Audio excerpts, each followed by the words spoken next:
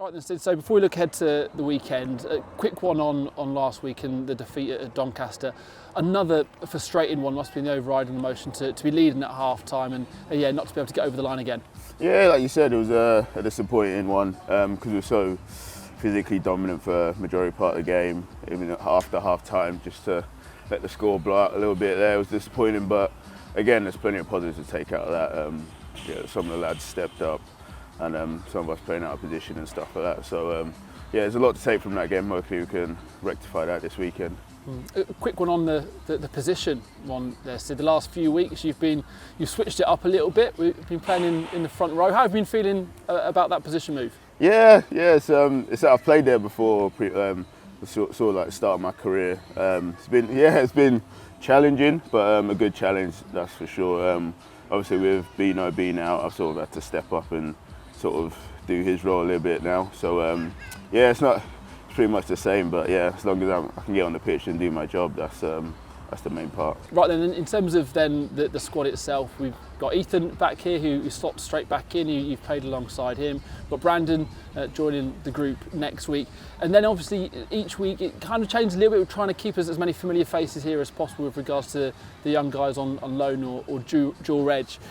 But how is that then for guys like yourself, the regular senior players, and the role that you maybe have to take within this group? Like you said, obviously Ethan's come back. He's slotted straight back in. We're getting players through the door, and obviously with dual reg and stuff, it can be quite a bit difficult with the changes and stuff like that. But like you said, the core group of senior players that are still here and playing week in, week out, we just got to keep the group together, and we know what game plan is. We know what we need to do on that pitch to sort of keep the camaraderie and the team together. So that's pretty much our job, just to sort of do what we can on the pitch and lead the boys as much as we can.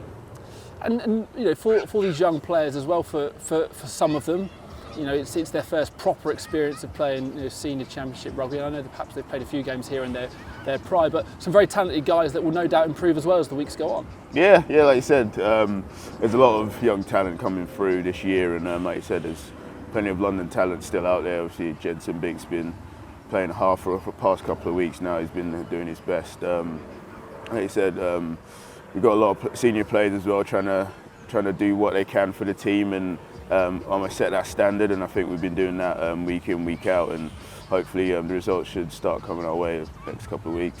Yeah, so what is then the mood amongst the boys? I mean, we can't get away from the fact that the league position right now, it's not a position we want to be in. We want to look to get away from that as early as possible. But what is the mood in the camp? Does it feel like a group who have lost a few games on the row, or perhaps not? Not so much, especially the way Mike brings in. We take each week by week, like you said. We're not looking too far ahead with the table. Obviously, it's something that's at the back of our minds. But like you said, the wins haven't been coming, but we're a group that sort of stick together and want to play for each other, want to play for London. And next couple of weeks, we'll do what we can. Like you said, we've got a couple of people coming in, senior players coming in and stuff like that. So hopefully that would make us better on the pitch and hopefully get some wins on the board. So then, Widnes on Saturday, what do we know of them and what do we expect? It's a tricky one. Obviously, quite a few players that I know that previously played here that play for him. They're a good team. Like you see the previous performances, especially last week, taking Bradford the whole way in the first half. It's going to be another difficult test. We need to be on our game.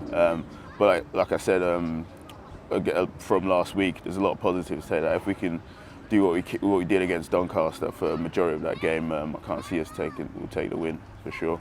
And just lastly, playing in this third kit, the white kit, on Saturday. Have you seen it, and what do you make of this? Yeah, I like it. Yeah, it's something special, obviously, for the fans, and I get playing in the third kit against back at home as well. So it's I hope all the fans turn up, get as many as they can. It's a special shirt for you guys, so it'd be good to see you all purchase a kit for that game on the weekend.